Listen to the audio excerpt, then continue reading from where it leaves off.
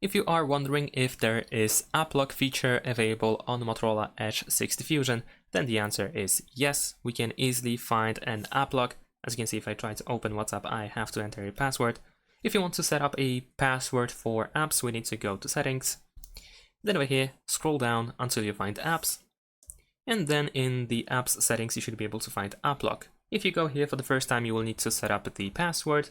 For the app lock, there is one password for every app that we have locked, so we cannot use separate individual passwords for each app. There is just one that is set for all apps, and we can tap on these switches in order to lock the app or unlock it. Besides that, we can also tap on this switcher on the right side, sorry, not switcher, the setting icon, my bad, in order to, for example, use fingerprint sensor to unlock an app, or face recognition, or if you want to change the password, then you can do this over here.